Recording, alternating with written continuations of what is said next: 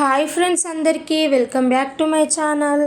ఈరోజు మన వీడియోలో మంచి రుచికరమైన చికెన్ ఫ్రై రెసిపీని అయితే మీ అందరితో షేర్ చేసుకుందామని అయితే అనుకుంటున్నాను. వీడియో అనేది ఫస్ట్ టు ఎండ్ స్కిప్ చేయకుండా చూడండి. ప్లస్ ఏంటంటే మనం ఇంట్లో రెగ్యులర్గా చికెన్ ఫ్రై అనేది చేస్తూనే ఉంటాము కదా. ఈ చికెన్ ఫ్రై అనేది అయితే సంథింగ్ స్పెషల్ అన్నమాట. ఒక సింపుల్ మసాలా ట్రిక్తోనైతే చేశాను. టేస్ట్ అయితే అదిరిపోయేలా ఉంది. ఇంటికి గెస్ట్స్ వచ్చినప్పుడు కానీ వీకెండ్స్లో ఏమైనా స్పెషల్గా తినాలి అన్నప్పుడు కానీ ఈ విధంగా ప్రిపేర్ చేసి తినండి. చాలా అంటే చాలా బాగుంటుంది. ఫిదా అవుతారు. ముఖ్యంగా ఈ కర్రీకి చెప్పాలంటే చిన్నపిల్లలు కూడా ఇష్టంగా తినగలుగుతారు. సో ఇంకా లేట్ ఎందుకు, ఫస్ట్ ఆఫ్ ఆల్ అయితే ప్రాసెస్లోకి వెళ్ళిపోదాం. ఇక్కడ నేను చికెన్ వచ్చేసి అయితే 3/4 kg వరకు అయితే చికెన్ అనేది అయితే తీసుకున్నాను. ఇందులోకి 1 table spoon salt, 1 table spoon కారం ఇప్పుడు ఇస్తున్నాను. మిగతాది ముందు ప్రాసెస్లో చూపిస్తాను. 1/2 టేబుల్ స్పూన్ పసుపు వేసుకొని ఈ చికెన్కి పట్టేలాగా మంచిగా మిక్స్ చేసుకోండి. సో ఇక్కడ నేను 3/4 kgతోని చికెన్ చేస్తున్నాను. మీరు కేజీ అయినా అర కేజీ అయినా కొలతలతోని వేసి చూడండి. చికెన్ ఫ్రై అనేది పర్ఫెక్ట్గా వస్తుందన్నమాట. సో ఇలా వేసిన ఉప్పు కారాలను ఏం చేయాలంటే చికెన్కి పట్టేలాగా మంచిగా మిక్స్ చేసుకొని ఒక అర్ధ గంట మీకు టైం ఉంటే గంట వరకు అయినా కానీ మ్యారినేట్ చేసేది ఉంటే చికెన్ అనేది టేస్ట్ బాగుంటుంది. సో ఈ విధంగా కలిపి పక్కన పెట్టేసుకోవాలి.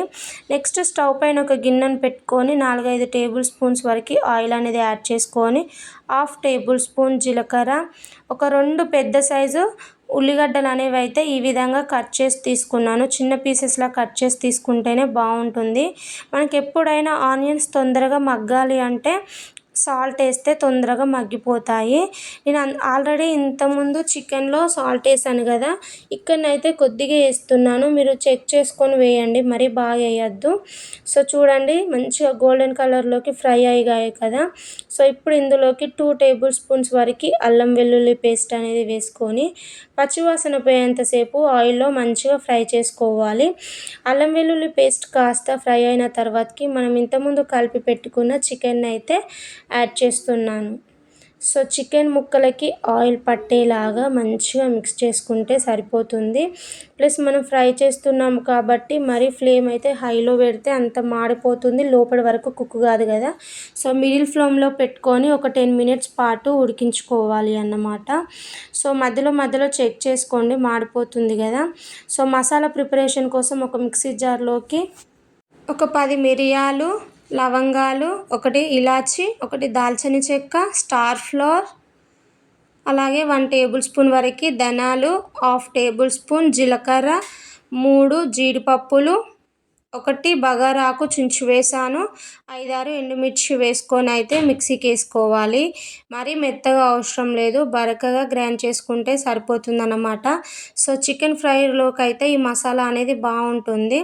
ఈ మసాలా మొత్తం ప్రిపరేషన్ అయ్యేంతసేపు అయితే ఇటు సైడ్ చూసినట్టయితే చికెన్లోకి వెళ్ళి అయితే వాటర్ అంతా పోయి ఆయిల్ సపరేట్ అవ్వడం అయితే స్టార్ట్ అయ్యింది. సో ఇది ఎంత మందపాటి కడాయి తీసుకున్నా కానీ చికెన్ ఫ్రైలోకి అడుగు అనేది తొందరగా మాడిపోతుంది కాబట్టి అడుగు కలుపుకుంటూ ఒకసారి ఈ విధంగా చెక్ చేసుకుంటే సరిపోతుంది. ఇంకా చికెన్ అయితే ఉడకలేదు, ఇంకాసేపు ఉడికిస్తే సరిపోతుందన్నమాట. సో చూడండి మనకి ఈ విధంగా ఆయిల్ సపరేట్ అవుతుందంటే చికెన్ ఆల్మోస్ట్ ఉడకడానికి వచ్చిందన్నట్టే. సో మూత పెట్టుకొని అయితే ఇంకొక 5 మినిట్స్ వరకు అయితే ఉడికించుకున్నాను. మనకి చికెన్లోకి వెళ్ళి అయితే చూడండి పూర్తిగా ఆయిల్ అనేది సపరేట్ అవ్వడం స్టార్ట్ అయింది కదా. సో ఇప్పుడు ఇందులోకి ఏంటంటే కట్ చేసి పెట్టుకున్న ఒక 3 పచ్చిమిర్చిని అయితే యాడ్ చేసుకుంటున్నాను. అలాగే పుదీనా, కొత్తిమీరను కూడా యాడ్ చేసుకుంటున్నాను అన్నమాట. సో చూడండి ఇవన్నీ వేసిన తర్వాతకి ఒకసారి మంచిగా కలుపుకొని ఆయిల్లో ఇవి కాస్త ఫ్రై కావాలన్నమాట. సో కొంచెం ఆ పచ్చివాసన పోతే బాగుంటుంది అన్నట్టు. మూత పెట్టుకొని ఇంకొక 2 మినిట్స్ అయినా ఉంచుకుంటే మనం వేసిన పచ్చిమిర్చి ఇట్లా కొంచెం ఫ్రై అయిపోతుంది. సో 2 మినిట్స్ తర్వాతకి అయితే చూడండి మంచిగా ఫ్రై అయిపోయింది కదా. ఇప్పుడు ఇందులోకి అయితే మనం ఇంతకుముందు పట్టి పెట్టుకున్న మసాలా పౌడర్ని అయితే యాడ్ చేసుకుంటున్నాను. ఇప్పుడైతే ఫ్లేమ్ అనేది పూర్తిగా చిన్నగా పెట్టండి, వెంటనే అడుగంటుకుంటుంది కదా. సో ఇప్పుడు ఇందులోకి అయితే కరివేపాకు అనేది అయితే యాడ్ చేసుకుంటున్నాను. ఈ చికెన్ ఫ్రై రెసిపీలోకి అయితే కరివేపాకు వేస్తే టేస్ట్ అయితే చాలా బాగుంటుంది. సో ఇష్టం లేదన్న వాళ్ళైతే స్కిప్ చేయండి. సో చూడండి, కరివేపాకు కూడా మొత్తం కలబెడుతుంటేనే మంచి స్మెల్ వస్తుందన్నమాట మనకైతే. సో ఖచ్చితంగా మీరు ఫ్రై రెసిపీలోకి అయితే లాస్ట్లో కరివేపాకు వేయండి, బాగుంటుంది టేస్ట్. సో చూడండి, లాస్ట్లోనైతే కొత్తిమీరతోని గార్నిష్ చేస్తే సరిపోతుంది. మన వేడి వేడి చికెన్ కర్రీ అయితే ప్రిపేర్ అయిపోయింది. చాలా అంటే చాలా బాగుందన్నమాట. ఎవరైనా ట్రై చేయకుంటే ఈ విధంగా ఖచ్చితంగా ట్రై చేసి మీ ఫ్యామిలీ వారికి పెట్టండి, వాళ్ళైతే ఫిదా అవుతారు ఈ కర్రీకి.